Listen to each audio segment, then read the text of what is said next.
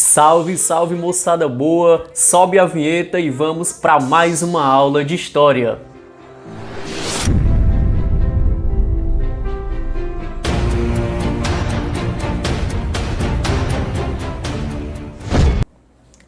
Então, jovens, fazendo um breve resumo do que a gente viu nas aulas anteriores, nós abordamos um contexto que era conhecido como Estado moderno, monarquias centralizadas modernas, e aqui citamos o absolutismo, o poder absoluto circundando o rei.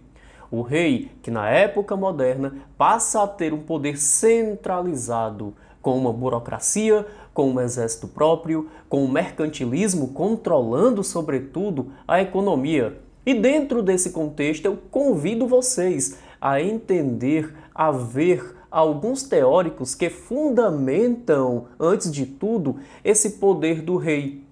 Citamos, primeiramente, o Nicolau Maquiavel.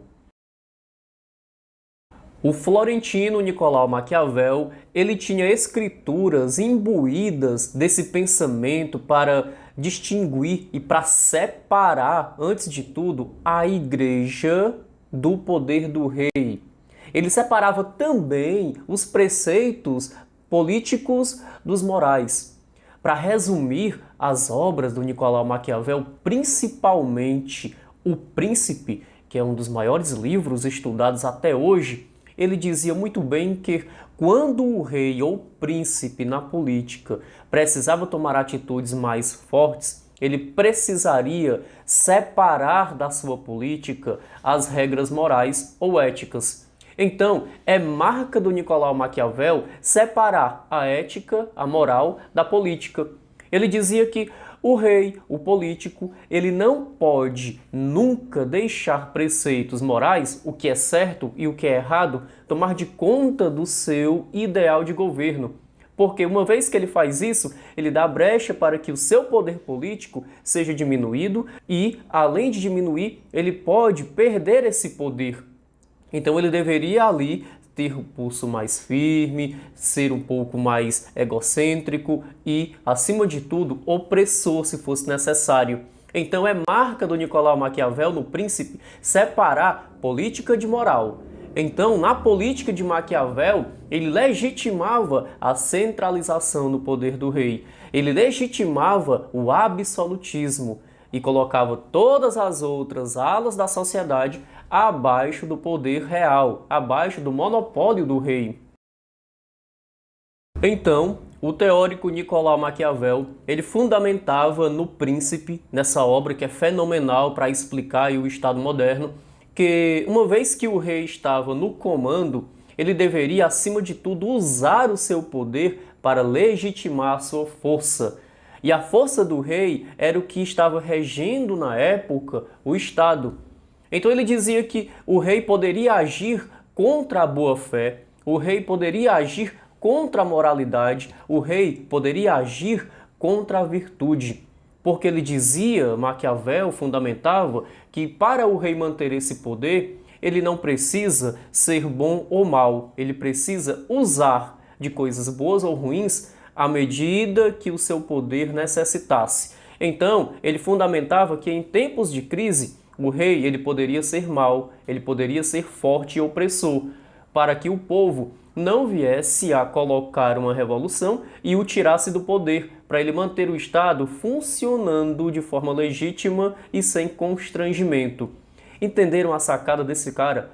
Ele fundamentava que o rei ele poderia agir mal, ele poderia ser mau, se, acima de tudo, ele tivesse o objetivo de controlar o seu poder para não perdê-lo. E isso, hoje em dia, a gente, poxa, mas que barbaridade, isso não pode acontecer, é antidemocrático. Mas na época, eles não pensavam em democracia. Os teóricos absolutistas, eles fundamentavam o poder do rei. E eles diziam, o rei pode ser mau se ele quiser, se o objetivo dele for manter o poder do Estado.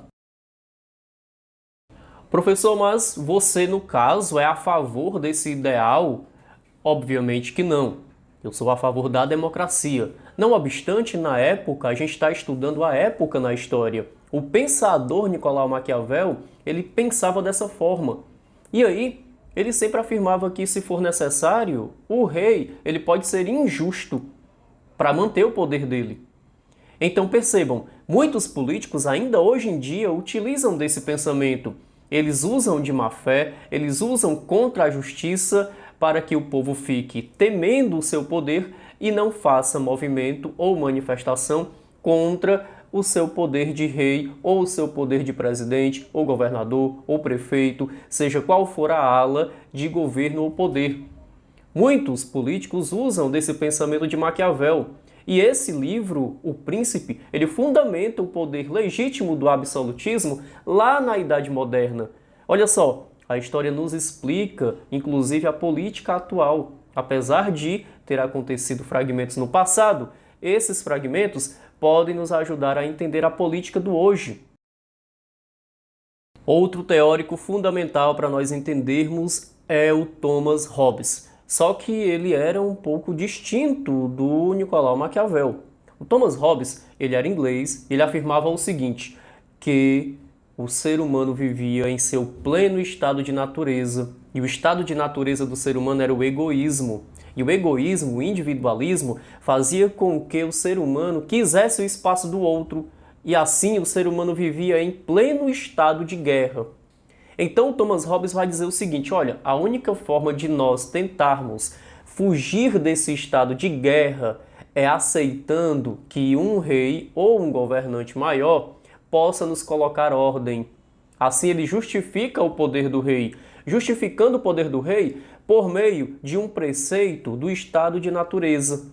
Então, ele tentava superar o estado de natureza por meio de um contrato. Nós, cidadãos, pessoas, a gente aceitaria por meio do contrato que o rei acabasse com algumas regras e criasse outras regras para a gente respeitar. Mas em troca nós receberíamos a tão sonhada ordem, a paz. Então entendam, o Thomas Hobbes é um teórico que é contratualista, que o povo, segundo ele, deveria obedecer ao rei para que não ocorressem as grandes guerras, para que um não tomasse o direito do outro, e assim todo mundo deveria obedecer a uma autoridade maior e temida, que seria o rei. No livro, o Leviatã, que inclusive é citado na Bíblia, é um monstro em que ele é satirizado e utilizado como símbolo, inclusive pelo Hobbes. E o Hobbes utiliza o Leviatã como algo que todo mundo teme. E seria o grande temor da sociedade o rei, né? E obedeceriam todos devido a esse mito do Leviatã. E assim seria também com o rei. Todo mundo temendo o rei não iria querer enfrentá-lo. Para finalizarmos na aula, temos o teórico Jacques Bossuet. O Jacques Bossuet ele afirmava que o rei ele era um predestinado, escolhido por Deus. E por ele ser escolhido, ele era alguém próximo a Deus. E devido a essa ideia, todos da sociedade deveriam baixar suas cabeças para o poder central do rei. E aqui surge a teoria que chamamos de direito divino dos reis. O que é esse direito divino? Uma vez que o rei é o escolhido, ele está mais próximo de Deus. E devido a essa divindade e proximidade, todos deveriam se curvar. Então todos se ajoelhavam perante ao rei, que era o primeiro representante de Deus na terra. Entendam que essa forma de pensar legitimava também o centralismo na figura do rei. Tudo bem? Salve galera, aqui a gente finaliza o nosso momento de revisão, de estudo. Espero que todos estejam bem em seus lares, fiquem com a santa paz de Deus e até uma próxima.